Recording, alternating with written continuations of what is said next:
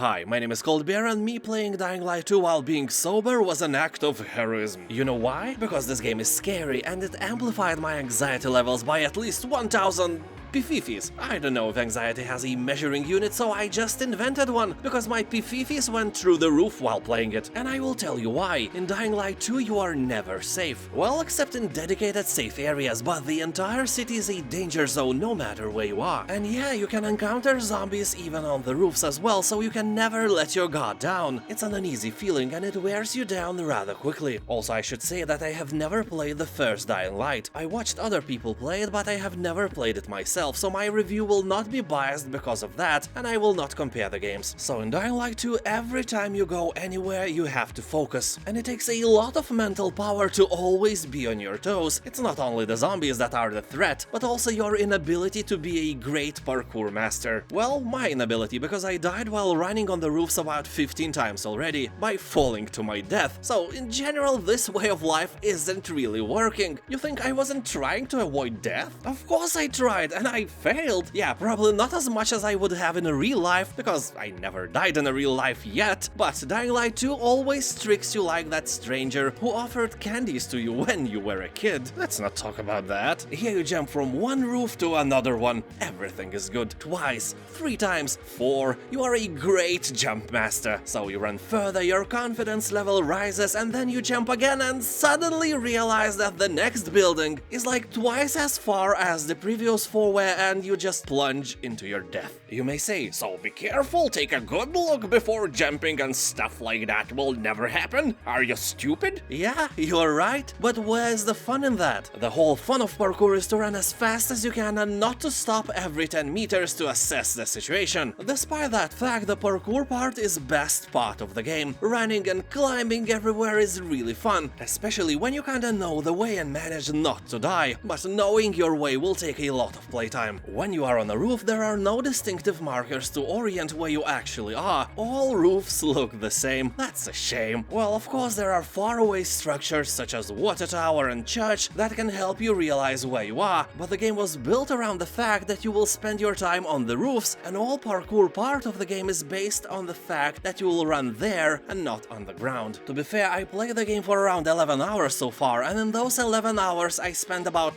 5 minutes on the ground. This whole game could be metaphorically renamed to Floor is Lava. I don't even know if the city itself is beautifully done. There is no need to go down, it's too dangerous, and you often bump into a dead end with too high and jumpable walls, and that is inconvenient when you are running from a herd of brain-thirsty mothers-in-law zombies, and the level of your pififis are rising like hell. And zombies are everywhere. Although they are really weak, you can take down about 10 of them at once and not die if you have enough room to wiggle your way around. Your character is really nimble and can dodge zombies with ease, just like beautiful women are dodging you in real life. Now I will tell you about the worst part of the game, not in a bad but in a fun way instead. That is because the game's missions always force you to put yourself in dangerous situations. Here is how the game works. At night, zombies leave the buildings and start to crawl in huge herds all around the city. They are mostly concentrated on the ground, but at nighttime they start crawling on roofs as well. Also faster, more powerful zombies with various special abilities are appearing at night as well, because they can't stand the sunlight. So the logic tells you to never go out at night. That is a bad idea. It's too dangerous, so you are always sleeping until the morning in the safe places, instead of roaming around and stupidly killing yourself. Yeah, even the parkour part at night is way more difficult as well. But there is one but. Buildings, especially abandoned stores or military facilities, are filled with great loot, and they are filled with zombies as well, but only in daytime, because they all go out at night to roam the streets, so you have to go there at night if you want something nice. But it's too scary. I was like, nah, I'm good, let those stores keep their secrets. There is no way I'm going out at night. I'll be at my home feasting on my potato salad and pussy. But when you take another quest, it specifically instructs you to go to some abandoned metro tunnel at night and retrieve some specific item. You know the situation. Hey kid, I lost my bottle bottle of vodka. Can you risk your life and bring it back to me? I will let you sip from it once. Well, sure I can. It's not some lost kid or something. A bottle of vodka is a serious thing. So you are forced to go out of your comfort zone, and that is great. It pumps adrenaline into your veins and you feel like a bravest hero of all times. Also, you know, this game is scary, but it's scarier to watch others play than to actually go to abandoned building at night with your flickering flashlight. The game is not that scary when you realize that you are in control of the situation. Most of the zombies can be handled with a few blows on the head, or they can be ambushed from behind, which is not a sexual thing, sadly. Your flashlight doesn't trigger zombies, and it has no batteries. It's a dream come true. You can have your light at night all the time without consequences, and that takes a lot of tension away. Well, when you're sneaking through the creepy parking garage filled with undead, you may not think that this situation could be worse, but it actually could. Imagine when your battery goes out in the middle of a mission and you realize that you have no spare one. That has happened to me many times in many games, but in Dying Light, your light never dies. It's endless. Oh, the irony, right? And there's another feature that you want to encounter in other games. Every time night falls, or when you enter a dark building, a timer starts to count minutes backwards. When all the time ticks out, you die. That is because everyone is infected by a zombie virus, and only the UV light of the sun or UV lamps can stop you from turning into a zombie. So every safe place is littered with UV lamps, creating this nice strip club atmosphere everywhere you go. You can extend your timer by using UV shrooms or by inhaling some medicine, but the game doesn't let you use the most obvious thing. You can't just take a battery-powered UV lamp with you, so you could just turn it on when needed and refresh your timer that way. Nope.